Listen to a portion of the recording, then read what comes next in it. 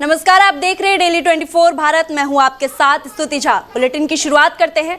दिल्ली सरकार ने दिल्ली लक्ष्मी योजना के तहत 4000 पात्र महिलाओं को स्वीकृति प्रमाण पत्र वितरित कर रही है और प्रमाण पत्र मिलने के बाद लाभार्थी महिलाओं के चेहरे पर खुशी साफ नजर आई। महिलाओं ने सरकार का आभार जताते हुए कहा कि योजना से उन्हें आर्थिक राहत मिलेगी और जरूरी खर्चों पर पूरा करने में मदद मिलेगी। कार्यक्रम में कई महिलाएं धन्यवाद रेखा दीदी, धन्यवाद मोदी लिखी तलखियां लेकर पहुंची और लाभार्थियों का कहना है कि प्रधानमंत्री नरेंद्र मोदी की ओर से किए गए वादे और गारंटी अब पूरी होती दिखाई दे रही है। दिल्ली लक्ष्मी योजना के तहत पात्र महिलाओं को हर महीने कुल 2500 रुपए की आर्थिक सहायता दी जाएगी। इसमें 1000 रुपए सीधे महिलाओं के बैंक खाते में ऑनलाइन ट्रांसफर किए जाएंगे, वहीं 1500 रुपए प्रतिमाह आरडी के रूप में जमा होंगे। ये राशि 3 साल बाद एक मुश्त दी जाएगी, जिसका इस्तेमाल महिलाएं बड़े जरूरी कामों के लिए कर सकेंगी। सरकार के मुताबिक योजना के तहत पात्र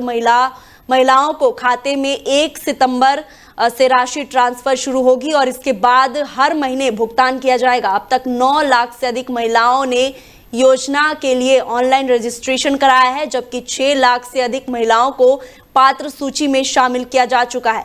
योजना का लाभ मिलने की उम्मीद से महिलाओं में उत्साह है और सरकार का कहना है कि योजना का उद्देश्य महिलाओं को आर्थिक रूप से मजबूत करना और उनकी जरूरतों में सहायता प्रदान करना है। कि जिस योजना के साथ मोदी जी का संकल्प जुड़ा हो और दिल्ली राज्य के लिए ये बात हमने पहले दिन ही कह दी थी कि दिल्ली की बहनों को 2500 रुपये देना हमारा संकल्प है। तो आज ये दिल्ली लक्ष्मी योजना को वास्तविक रूप में जनता तक पहुंचाने के इस दिन पर मैं दिल्ली की बहनों को खुश देखकर बहुत खुश हूँ। 1 अगस्त को हमने इस योजना को शुरू किया। मात्र 1 महीने के अंदर 9.5 लाख के करीब जो है बहनों ने इसके अंतर्गत रजिस्ट्रेशन किया और आज इस कार्यक्रम के माध्यम से इस 2500 की योजना के पहली 2500 बेनिफिशरीज को हमने आज जो है verification letter, approval letter distribute किए हैं। 1 सितंबर को उनके खाते में जो पिछले माह का अगस्त माह का पैसा है वो आ जाएगा।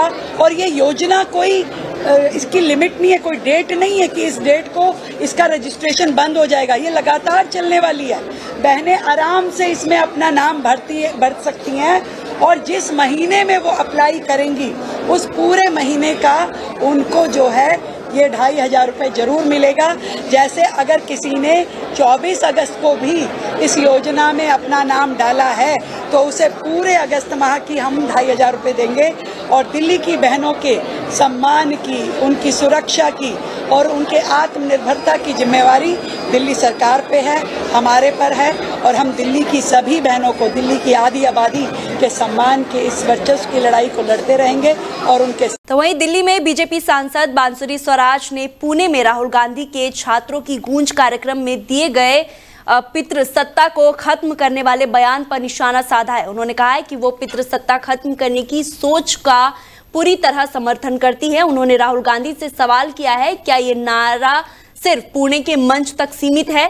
और बांसुरी स्वराज ने आरोप लगाया है कि राहुल गांधी कांग्रेस के भीतर राजनीतिक पितृसत्ता को बढ़ावा दे रहे हैं। उन्होंने कहा है कि राहुल गांधी के पास ना कोई विजन है और ना ही कोई सकारात्मक एजेंडा। उनके मुताबिक राहुल गांधी अपनी रिसर्च टीम से मिले नोट्स के आधार पर देश के युवाओं और मतदाताओं को गुमराह करने का प्रयास कर रहे। बीजेपी सांसद ने कहा है कि अगर राहुल गांधी वास्तव में पितृसत्ता के खिलाफ है तो उन्हें इसकी शुरुआत अपनी पार्टी से करनी चाहिए। उन्होंने कांग्रेस के पुराने विवादों और नेताओं के बयानों का हवाला देते हुए पार्टी नेतृत्व पर दोहरे मापदंड अपनाने का आरोप लगाया। बांसुरी स्वराज ने राहुल गांधी पर इटली की प्रधानमंत्री जॉर्जिया मेलोनी को लेकर कथित आपत्तिजनक मजाक में शामिल होने का भी आरोप लगाया है। उन्होंने कहा है कि एक तरफ राहुल गांधी सार्वजनिक मंच से महिलाओं के सम्मान और पितृसत्ता खत्म करने की बात करते हैं, जबकि दूसरी ओर महिलाओं को लेकर कथित आपत्तिजनक टिप्पणियों को और मजाक पर सवाल खड़े होते हैं। उन्होंने राहुल गांधी के बयान को राजनीतिक दिखावा बताते हुए कांग्रेस के आचरण पर सवाल उठाए। बांसुरी ने कहा है कि पितृसत्ता के खिलाफ लड़ाई की बात तभी सार्थक होगी जब हर परिस्थिति में समान रूप से लागू किया जाएगा। नेता प्रतिपक्ष राहुल गांधी जी ने एक नया फॉल्स नैरेटिव इस देश में खड़ा करने का प्रयास करा है। वो कहते हैं smash the patriarchy. I am all for it, लेकिन मैं ये पूछना चाहती हूं राहुल गांधी जी से कि क्या आप स्मैश द पेट्रियार्की का नारा केवल पुणे के स्टेज तक सीमित रखते हैं, and do you continue to shelter political patriarchy within your own Congress party? Rahul Gandhi ji के पास ना विजन है, ना कोई सकारात्मक एजेंडा। इसीलिए अब जो भी पर्ची पे लिखकर उनकी रिसर्च टीम उनको दे देती है, उससे वो इस देश के युवाओं को और इस देश के देवतुल्य मतदाता को भ्रमित करने का प्रयास कर रहे हैं। आइए जरा ट्रैक रिकॉर्ड देखते हैं। Let's look at the report card of the Congress party. क्योंकि अगर पेट्रियार्की स्मैश करनी है तो फिर ये तो कांग्रेस पार्टी से ही शुरुआत करनी चाहिए ना राहुल गांधी जी को। 22 अगस्त को उन्होंने पुणे के मंच पर यह बयान दिया और 10 दिन पहले खुद राहुल गांधी जी संदीप दीक्षित के साथ एक बहुत ही ओछे मजाक में शिरकत करते हैं एक महिला प्रधानमंत्री के खिलाफ, और वो भी हमारे एक मित्र देश इटली की जो सिटिंग प्राइम मिनिस्टर है Meloni ji. It was almost like you were overhearing boys talking in a locker room. He was actually resorting to cheap innuendos. He was resorting to sensationalism for nothing but traction on social media. देश के नेता प्रतिपक्ष को यह शोभा नहीं देता। ऐसा लगता है कि अब नेता प्रतिपक्ष राहुल गांधी केवल और केवल मीम्स और रील वैल्यू के लिए ही बयान देते हैं। I want to call out the hypocrisy of Shri Rahul Gandhi as well as his Congress party. कुछ चंद उदाहरण आपके सामने रखना चाहूंगी क्योंकि लिस्ट बहुत लंबी है। सबसे पहले बात करते हैं, जब हमारी मंडी की सांसद कंगना रनौत जी को टिकट मिली थी तो कांग्रेस पार्टी की ही एक महिला नेता सुप्रिया श्रीनेत जी के सोशल मीडिया अकाउंट से इतनी अभद्र टिप्पणी उन पर करी गई, आप सबको याद होगा। तो वहीं नोएडा में रक्षाबंधन के मौके पर महिलाओं को बड़ी राहत मिलने जा रही है। मुख्यमंत्री योगी आदित्यनाथ की स्वीकृति के बाद नोएडा, ग्रेटर नोएडा और यमुना प्राधिकरण क्षेत्र में संचालित 100 ई बसों में महिलाओं को निःशुल्क यात्रा सुविधा दी जाएगी। ये सुविधा 27 अगस्त सुबह 6 बजे से शुरू होकर 29 अगस्त मध्य रात्रि 12 बजे तक लागू रहेगी। इस दौरान महिलाएं ई बसों में बिना किराए यात्रा कर सकेंगी। खास बात यह है कि महिला यात्री अपने साथ एक सहवर्ती को भी निःशुल्क यात्रा करा सकेंगी। रक्षाबंधन पर्व को देखते हुए शुरू की जा रही इस सुविधा से उन महिलाओं को खास राहत मिलेगी जो त्योहार पर अपने मायके जाती हैं और फिर वापस लौटती है। ई रिक्शा, ई बसों में मुफ्त सफर सुविधा से त्योहार के दौरान सार्वजनिक परिवहन का इस्तेमाल करने वाली महिलाओं को आर्थिक राहत मिलने के साथ आवागमन में भी आसान होगा। और ग्रेटर नोएडा, नोएडा यमुना प्राधिकरण क्षेत्र में ई बस सेवा का इस्तेमाल बड़ी संख्या में लोग करते हैं और रक्षाबंधन के दौरान यात्रियों की बड़ी संख्या देखते हुए इस विशेष सुविधा को महत्वपूर्ण माना जा रहा है। प्रशासन की ओर से महिलाओं की सुविधा को ध्यान में रख के व्यवस्था लागू की जाएगी और 27 से लेकर 29 अगस्त तक महिलाएं इस विशेष योजना का लाभ उठा सकेंगी और अपने भाइयों को राखी बांधने के बाद सुरक्षित एवं सुविधाजनक तरीके से वापस लौट सकेंगी। तो वहीं थाना भवन के चौक बाजार स्थित अग्रवाल धर्मशाला में श्री सनातन शिव शक्ति हनुमान मंडल परिसर के तत्वाधान में आयोजित 9 दिवसीय श्री राम कथा का धार्मिक भक्तिमय वातावरण में भव्य समापन हुआ और समापन अवसर पर आयोजित यज्ञ भवन में बड़ी संख्या में श्रद्धालु ने पावन आहुति देकर परिवार और समाज की सुख, शांति, समृद्धि एवं मंगलमय जीवन की कामना की। वैदिक मंत्रोच्चार से पूरा वातावरण भक्ति में हो उठा और यज्ञ से पूर्व कथा व्यास श्री श्री 1008 मंडलेश्वर दिव्य योगी राजेश्वर महाराज ने हवन के आध्यात्मिक महत्व पर प्रकाश डाला। उन्होंने कहा कि श्री राम कथा के समापन पर किया जाने वाला हवन कथा की आध्यात्मिक पूर्णता और वातावरण की शुद्धि और सकारात्मक ऊर्जा के संचार का प्रतीक है। सनातन परंपरा में अग्नि को देवता तक आहुति पहुंचाने वाला माध्यम माना जाता है। इस अवसर पर पीयूष गोयल, दिव्य गोयल और रुचि तायल और दीपिका तायल ने विधि विधान से पूजा किया और कथा के सभी यजमानों ने यज्ञ में श्रद्धा पूर्वक आहुति दी। तो वहीं राजधानी दिल्ली में 25 अगस्त को हुई मूसलाधार बारिश के बाद जलभराव की समस्या को लेकर एक अलग तरह का घटनाक्रम सामने आया है और एनडीएमसी के चेयरमैन मनोज द्विवेदी ने आधिकारिक सोशल मीडिया प्लेटफॉर्म एक्स पर पोस्ट कर जल भराव से परेशान हुए लोगों से सार्वजनिक रूप से माफी मांगी है। मनोज द्विवेदी ने कहा है कि 25 अगस्त को एनडीएमसी क्षेत्र में जल भराव के कारण जिन लोगों को परेशानी हुई वो उनसे तहे दिल से माफी मांगते हैं। उन्होंने बताया है कि आमतौर पर एनडीएमसी क्षेत्र में 15 से 20 मिनट के भीतर पानी निकल जाता था, लेकिन इस बार कम से कम 3 से 4 इलाकों में पानी पूरी तरह से निकलने में 1 घंटा से ज्यादा समय लगा। चेयरपर्सन ने बताया है कि 2 घंटे से भी कम समय में 72 मिमी से अधिक बारिश हुई है, जो काफी अप्रत्याशित थी। हालांकि उन्होंने साफ किया कि भारी बारिश को बहाने के तौर पर इस्तेमाल नहीं किया जा सकता है। प्रशासन को भी भविष्य में ऐसी परिस्थितियों से निपटने के लिए सिस्टम को और मजबूत करना होगा। उन्होंने नागरिकों को भरोसा दिलाया कि पूरे एनडीएमसी क्षेत्र में जलभराव मुक्त कराने के लिए जल्द ही अल्पकालिक और दीर्घकालिक उपाय किए जाएंगे। साथ ही उन्होंने लोगों से व्यवस्था में सुधार के लिए सुझाव भी मांगे हैं और मनोज द्विवेदी ने कहा कि प्रशासन का प्रयास रहेगा कि भविष्य में नागरिकों को इस तरह की परेशानी का सामना ना करना पड़े। जिम्मेदारी स्वीकार करने और सुधार का भरोसा देने के इस कदम की सोशल मीडिया पर लोगों ने सराहना की है।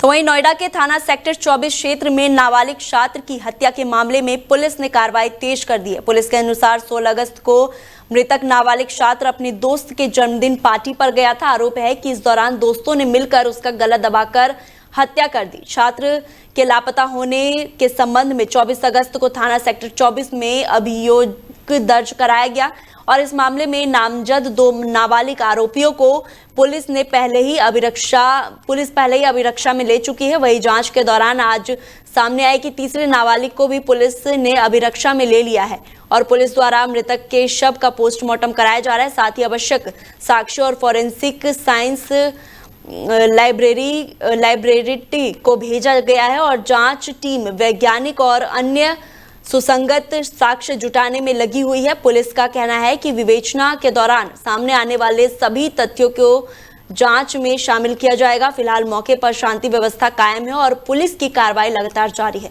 तो वहीं नोएडा के सीएमओ कार्यालय में डॉक्टर चंदन सोनी की तैनाती को लेकर सवाल खड़े हो गए। जानकारी के मुताबिक डॉक्टर चंदन सोनी का ट्रांसफर एमसीएच बिंग भगोल हॉस्पिटल में किया गया है, जिसके बावजूद वो लगातार सीएमओ कार्यालय में बने हुए हैं। बताया जा रहा है कि डॉक्टर चंदन सोनी पिछले कई वर्षों से नोएडा में तैनात है। वहीं सीएमओ कार्यालय की ओर से भी उनके संबंध में पत्र जारी किया गया है। पत्र में 8 जून को डॉक्टर चंदन सोनी का सीएमओ कार्यालय से अटैचमेंट निरस्त करते हुए उन्हें तत्काल उनकी मूल तैनाती एमसीएच विंग भंगेल भेजने के आदेश दिए गए हैं। इसके बाद 7 अगस्त को भी संबंधी आदेश जारी हुआ था। दावा है कि आदेश जारी हुए करीब 20 दिन बीतने के बावजूद डॉक्टर चंदन सोनी अभी भी सीएमओ कार्यालय में कार्यरत है। ऐसे में सवाल उठ रहा है कि जब उच्च अधिकारियों की ओर से स्पष्ट आदेश जारी किए जा चुके हैं तो डॉक्टर चंदन सोनी अब तक सीएमओ कार्यालय में क्यों बने हुए हैं? क्या ट्रांसफर आदेश का पालन नहीं किया जा रहा है या फिर उन्हें किसी विशेष वजह से कार्यालय में रोका गया है? अब देखना होगा कि स्वास्थ्य विभाग इस मामले में क्या कार्रवाई करता है और आदेशों के बावजूद सीएमओ कार्यालय में तैनाती को लेकर क्या स्पष्टीकरण सामने आता है। तो वही बुलंदशहर के खुर्जा तहसील क्षेत्र में ईरजू मौजपुर गांव में शमशान घाट के रास्ते और सरकारी जमीन पर कब्जे के आरोप से ग्रामीणों में भारी रोष है। ग्रामीणों का आरोप है कि दबंगों द्वारा शमशान घाट को जाने वाले रास्ते और वन विभाग की सरकारी भूमि पर कब्जे का प्रयास किया जा रहा है। ग्रामीणों के मुताबिक कथित तौर पर अवैध प्लांटिंग कर सरकारी वन विभाग की जमीन और शमशान घाट की भूमि रास्ता निकालने का प्रयास किया जा रहा है। ग्रामीणों ने इसका विरोध करते हुए मौके पर नाराजगी जताई और ग्राम प्रधान, प्रॉपर्टी डीलर तथा वन विभाग के सीईओ के खिलाफ नारेबाजी की है। ग्रामीणों का आरोप है कि कब्जे का विरोध करने और शिकायत करने वाला वाले को धमकियां भी दी जा रही है। इसको लेकर गांव में तनाव और आक्रोश का माहौल बनाया हुआ है। ग्रामीणों ने प्रशासन से सरकारी भूमि और शमशान घाट के रास्तों की जमीन को कब्जा मुक्त कराने की मांग की है। साथ ही पूरे मामले की निष्पक्ष जांच कर जिम्मेदार लोगों के खिलाफ कार्रवाई की मांग की गई है। अब देखना होगा कि प्रशासन और वन विभाग की ओर से इस मामले में क्या कार्रवाई की जाती है। कथित कब्जे के आरोप की जांच में क्या तथ्य सामने आते हैं। इसलिए इकट्ठा हुआ है, ये हमारा शमशान घाट है। इसमें ये जो है MCO वगैरह है, ये क्या कहते हैं, इसमें जबरदस्ती हमसे रास्ता मांग रहे हैं, जबकि हमारा रास्ता ये सीधा रास्ता बना हुआ है। इन्होंने मिलजुल के प्लॉटिंग काटी है और इसमें घपलाबाजी भी कराई इन लोगों ने। अब हमने ये रास्ता जो बनाई है इसको तोड़ फोड़ के लिए जबरदस्ती हमसे ये दे रहे, हमें धमकी दे के गए कि हमको ये रास्ता क्या कहते हैं निकालेंगे, अब कोई भी हो रोक ले हमको, अगर JBC लेके आ रहे तोड़ देंगे। किसकी जमीन में से रास्ता निकाला है? कौन? ये वन विभाग के जमीन में से ले रहा जबरदस्ती हमसे। निकाला रास्ता? ये रास्ता प्लॉटिंग वालों ने। अच्छा, क्या मांग रखी है आपने? ये मांगे कि हमारा सीधा ये जहाँ तक हमारा शमशान घाट बनता है, हम तो वहाँ तक अपनी रास्ता चाहिए हमें, तो क्लियर अपनी जितनी हमारी जगह बनती है, हकीकत जो बनती है, हमें अपनी जगह का चाहिए हमें। शिकायत करी आप लोगों ने? जी हाँ, हमने करी थी। उन्होंने तो ये और धमकी दे दी थी कि जब वो लाएंगे JBC लाके सब तोड़ फोड़ कर देंगे, वो तो उन्हीं के पक्ष में बोले हैं जी। प्रदर्शन नहीं कर रहे सर, हम अपने शमशान का जो रास्ता है उसे बचाना चाहते हैं। और हमारा मामला ये है कि हमारा जो ये ब्लॉक के द्वारा जो शमशान का रास्ता बना है, हमारे पूरे गांव का रास्ता है। हम ये चाहते हैं कि ये भाई यथास्थिति बना रहे। और कुछ जो ये डीलर जो यहाँ पे जो सड़क वड़क डाल रहे हैं वन विभाग में, हमारी ये निवेदन है कि ये ना डाले, और अगर ये जबरदस्ती डालेंगे तो हम फिर शासन का सहारा वन विभाग की जमीन से रास्ता निकालने आपने वन विभाग में शिकायत नहीं की? वन विभाग में हम गए थे कल भी। तो वहीं मुजफ्फरनगर में नशे के खिलाफ चलाए जा रहे ऑपरेशन सवेरे के तहत सिविल लाइन पुलिस ने बड़ी कार्रवाई करते हुए 3 कथित नशे के सौदागरों को गिरफ्तार किया है। पुलिस ने आरोपियों के कब्जे से भारी मात्रा में नशीली दवाइयां और इंजेक्शन बरामद किए हैं। पुलिस के मुताबिक गिरफ्तार आरोपियों के पास से करीब 72,000 ट्रामाडोल कैप्सूल बरामद किए गए हैं। इसके अलावा 550 से अधिक नशीली इंजेक्शन भी पुलिस के हाथ लगे हैं। बरामद नशीली दवाइयों की अनुमानित कीमत करीब 6,65,000 रुपए बताई जा रही है। कार्रवाई के दौरान पुलिस ने आरोपियों के कब्जे से एक बार फिर एक कार भी बरामद किया है और पुलिस अब गिरफ्तार आरोपियों से पूछताछ कर नशीली दवाइयों की सप्लाई के नेटवर्क और इससे जुड़े अन्य लोगों की जानकारी जुटाने में लगी हुई है। सिविल लाइन पुलिस के मुताबिक नशे के अवैध कारोबार से जुड़े पूरे नेटवर्क की जांच की जा रही है और ये पता लगाने का प्रयास किया जा रहा है कि इतनी बड़ी मात्रा में नशीली दवाइयां और इंजेक्शन कहां से लाए जाते थे, इन्हें किन इलाकों में सप्लाई किया जाता था। और पुलिस इस कार्रवाई को नशे के अवैध कारोबार के खिलाफ बड़ी सफलता माना जा रहा है। अधिकारियों का कहना है कि नशे के कारोबार में शामिल अन्य लोगों की भी भूमिका सामने आने पर उनके खिलाफ भी कार्रवाई की जाएगी। मुजफ्फरनगर पुलिस अंधकार से प्रकाश की ओर और ऑपरेशन सवेरा के तहत पिछले 1 से सवा साल से लेकर के इसमें काम कर रही है। वरिष्ठ अधिकारियों के निर्देशन में और पूरे शिद्दत से गंभीरता से इसमें काम करते हुए हमारी पुलिस की टीम, चाहे सुजी सर्विलांस हो या थानों की टीम हो या हमारे राजपुदा का तीसरा बदमाश जुनैद पुत्र इकबाल, ये मदरसा के पास, कयूम मदरसा के पास जूस वाली गली, लोहिया नगर जनपद मेरठ का रहने वाला है। ये लगभग 25 से 26 साल के सभी तीनों युवक हैं और कोई इसमें मेडिकल रिप्रेजेंटेटिव है, कोई जो है सप्लायर का काम करता है। 18 लाख की बरामदगी है इसमें गाड़ी लेकर के। और इस प्रकार से इनको नियमानुसार NDPC एक्ट के तहत 8/21/22 के तहत इनको जेल भेजने की कार्रवाई सुनिश्चित की जा रही है तथा इस कार्य पर जो इंस्पेक्टर सिविल लाइन द्वारा उनकी टीम द्वारा किया गया है, मेरे द्वारा 20,000 रुपए का इनाम भी दिया जा रहा है। तो वही मुजफ्फरनगर में पुलिस ने लूट की एक कथित झूठी घटना का महज 2 दिन में खुलासा किया है।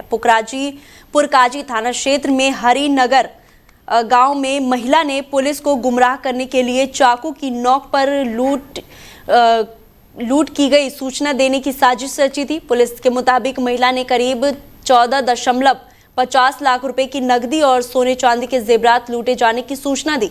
शिकायत में बताया गया कि बदमाशों ने चाकू के बल से सोने के कुंडल और नकदी लूट ली। मामले की जांच शुरू करने के बाद पुलिस ने घटना पर संदेह हुआ तो छानबीन की पूरी कहानी सामने आ गई। पुलिस ने कथित तौर पर साजिश रचने वाली बहू गुलसाना को गिरफ्तार कर लिया। पुलिस के मुताबिक उसके पास से 4,40,000 रुपए रकम बरामद हुआ है और आभूषण भी बरामद किया गया। बताया जा रहा है कि रकम घर के कूलर से बरामद हुई है। जांच में ये भी सामने आया है कि परिजनों की ओर से वास्तविक रकम को बढ़ाकर करीब 4 लाख रुपए से 14 लाख रुपए बताए जाने का आरोप है। पुलिस ने मामले में बीएनएस की धारा के तहत मुकदमा दर्ज कर लिया था और एसएसपी संजय कुमार ने प्रेस वार्ता कर मामले का खुलासा किया है। पुलिस ने आरोपी महिला गुलसाना को गिरफ्तार कर न्यायिक प्रक्रिया के तहत जेल भेज दिया है। पुलिस अब घटना से जुड़े अन्य पहलुओं की भी जांच कर रही है। देखिए, दिनांक 23/24 की रात में हरिनगर एक गांव पड़ता है, बिल्कुल बॉर्डर का गांव है उत्तराखंड का, और थाना पुरकाजी अंतर्गत वो गांव पड़ता है। इसमें एक सूचना मिलती है, एक महिला जो